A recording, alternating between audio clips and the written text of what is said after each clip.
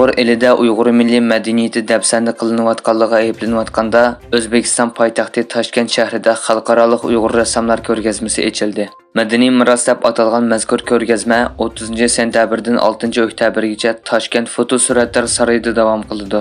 Mazkur ko'rgazmaga O'zbekiston, Amerika, Germaniya, Angliya, Rossiya, Qozog'iston va Qirg'izistonda ijod qilingan Uyg'ur rassomlarining 100 parchadan ortiq asari tomoshabinlarning huzuriga sunildi. Bu Uyg'ur rassomlarining tunji qatimliq cho'ng ko'lamdagi xalqaro ko'rgazma faoliyati hisoblanadi ekan. 30-sentabr kuni faoliyatning ochilish murosimi o'tkazilgandan keyin ko'rgazma ziyoratchilarga ochib etildi.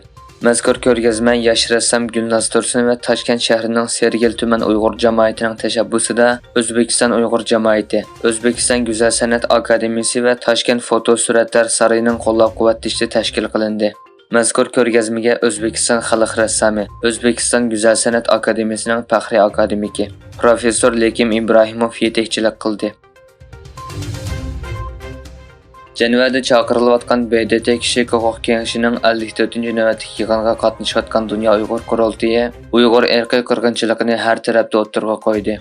Yig'inda so'z qilish salohiyatiga erishgan Zumratay Erkin xonim yig'inda qilgan so'zida navbatda Uyg'ur ayollarining tarixda misli ko'rilmagan darajada og'ir xavfga duch kelganligini, Uyg'ur ayollarining hech bir sababsiz va gunohsiz holda jazo lagerlarida, turmalarda va majburiy emgak maydonlarida tutib turilayotganligini, ularning jismoniy va ruhiy jihatdan og'ir qiynashga, xo'rlashga, hatto tajovuzga uchrayotganligini, jazo lagerlarida majburiy tug'mas qildirilganligini, sabiy bolalarning ota-onalaridan majburiy ayirib etilganligini, Uyg'ur ayollarining Xitoy erlari bilan majburiy to'y qildirilayotganligini o'ttirg'a qo'ydi.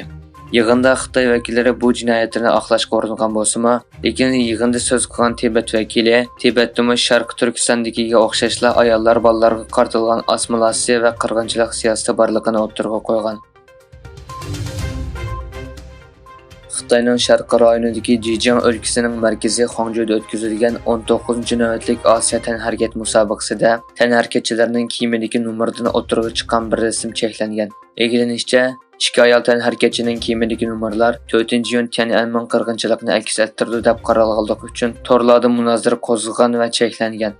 Ma'lum bo'lishicha, Xitoy tanharkatchilar Lin Yui bilan Wuyanning musobaqa nomeri 1 ga kelganda 64 hosil bo'lgan bo'lib, bu Tiananmen qirg'inchiligini eslatadi deb qaralgan. E'lanishicha, Koreya dengiz qirg'oqi muhofazat atriti kema bilan kelgan va qonunsiz holda chegaradan kirmoqchi bo'lgan 22 nafar Xitoy fuqarosini tutib olgan. Xitoy fuqarolaridan 21 kishi qutqizish kiyimi kiyib qirg'oqqa qarab uzgandan keyin portga yaqin joyda tutilgan bo'lib, ularning biri naq maydondan qochib ketgan.